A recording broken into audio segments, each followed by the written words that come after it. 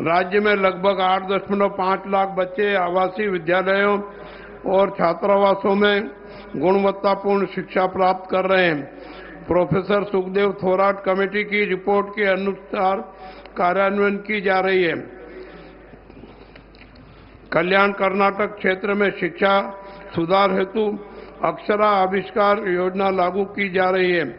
Doctor छाया देगांवकर की अध्यक्षता में गठित समिति ने हाल ही में अपनी रिपोर्ट प्रस्तुत की है। वर्तमान में वहां 300 क्रांतिकारी मॉडल के कर्नाटक पब्लिक स्कूल प्रारंभ किए गए हैं। राज्य कौशल आधारित शिक्षा को सर्वोच्च प्राथमिकता दे रहा है।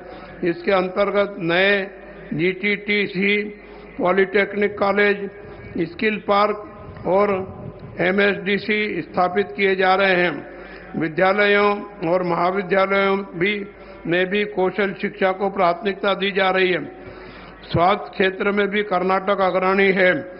जनसंख्या के अनुपात में राज्य में सर्वाधिक प्राथमिक स्वास्थ्य केंद्र, अस्पताल और मेडिकल कॉलेज है। सरकार इन मेडिकल कॉलेजों तथा प्राथमिक स्वास्थ्य केंद्रों की स्थापना भी लगातार कर रही है। बेंगलुरु, मैसूर, कलबुर्गी, हुबली, धारवाड़, बेलगावी, बेंगलुरु, दावणगेरे, उडुपी, शिवमोगा और तुमकुर स्वास्थ्य केंद्रों के रूप में विकसित हो रहे हैं। स्वास्थ्य विभाग ने घर घर जाकर स्वास्थ्य निरीक्षण की नई योजनाएं शुरू की है। कुपोषण उन्मूलन हेतु कई पहल की गई है। खाद्य मिलावट के विरुद्ध अभियान चलाया जा रहा है और इसे गंभीर अपराध माना जा रहा है।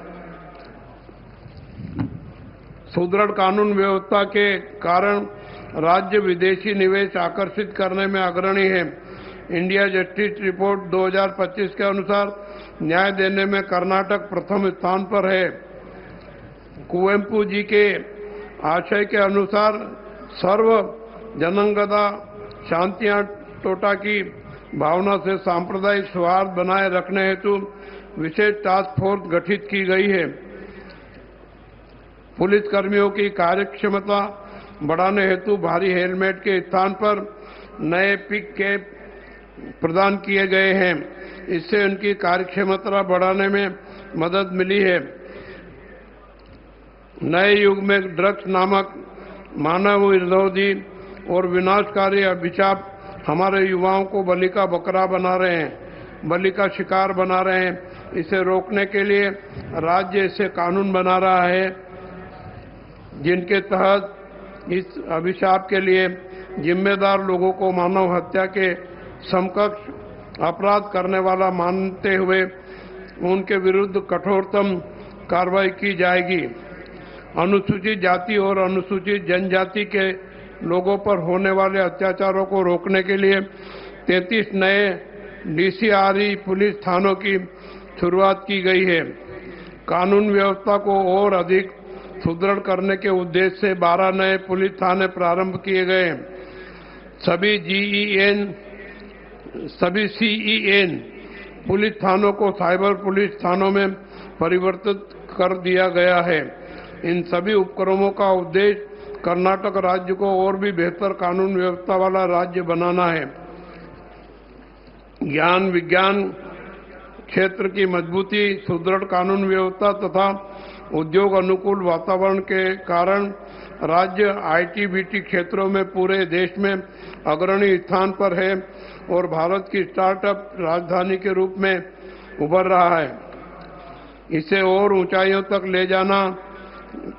ले जाने के लिए कर्नाटक नवोद्यम नीति लागू की गई है। बेंगलुरु से आगे भी प्रौद्योगिकी का विस्तार करने के उद्देश्य से स्थानीय आर्थिक वेगवर्धक कार्यक्रम को रूप दिया गया है तथा इसके लिए 1000 करोड़ का अनुदान उपलब्ध कराया गया है।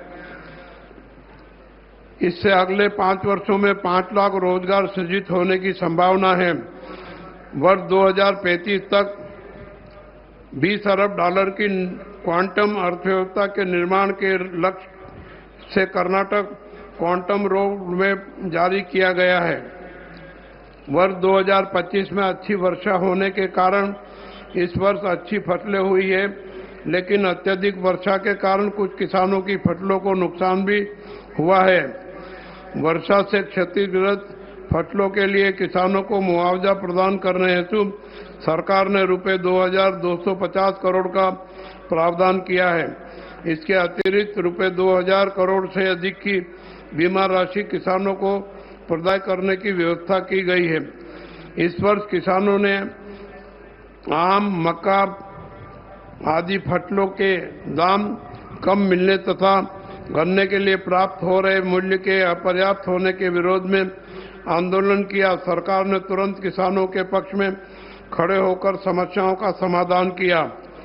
गन्ना उत्पादक किसानों को निर्धारित मूल्य का भुगतान सुनिश्चित करने हेतु सरकार ने चीनी मिल मालिकों को निर्देश दिए तथा लगभग 300 करोड़ रुपए से अधिक की अतिरिक्त सहायता किसानों को देने का निर्णय लिया।